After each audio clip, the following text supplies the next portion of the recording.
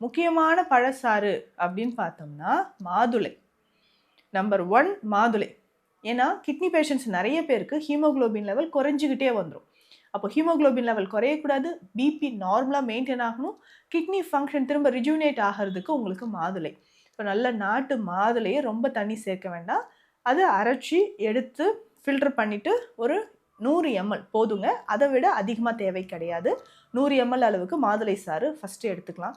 உங்களுடைய சிறுநீரகங்களுக்கு இது ரொம்ப முக்கியமானதாக இருக்கும். நம்பர் 2 நெல்லிக்காய். நெல்லிக்காய் எல்லாருக்குமே சிறப்பானதுங்க.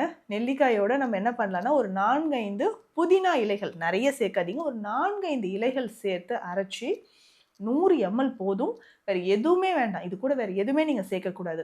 100 ml ஏதாவது ஒரு டைமில் உடல் ரொம்ப சோர்வாக இருக்குங்க அப்படின்னு சொல்வீங்க, ஈவினிங் டைமில் எனக்கு சோர்வாயிடுது, கால் வீக்கம் இருக்குது, கால் வீக்கம் எனக்கு குறையணும் அப்படின்னு நீங்கள் சொன்னீங்கன்னா நெல்லிக்காய் ரொம்ப ரொம்ப முக்கியமானது.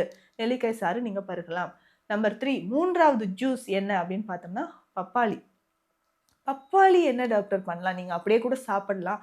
உங்களுடைய சிறுநீரகங்கள் சிறுநீர் பாதை தொற்று சரியாவதற்கு, உடலில் அந்த வலிமை அதிகரிக்கிறதுக்கு பப்பாளி ரொம்ப சிறந்தது. தாராளமாக நீங்கள் பப்பாளியை எடுத்துக்கலாம். உடல் ஆரோக்கியம் உங்களுக்கு மேம்படுவதற்கு, சிறுநீரகம் நல்லா செயல்படுவதற்கு உங்களுக்கு பப்பாளி ரொம்ப ரொம்ப சிறந்தது. 4வது முக்கியமானது அப்படின்னு பார்த்தோம்னா தர்பூசணி.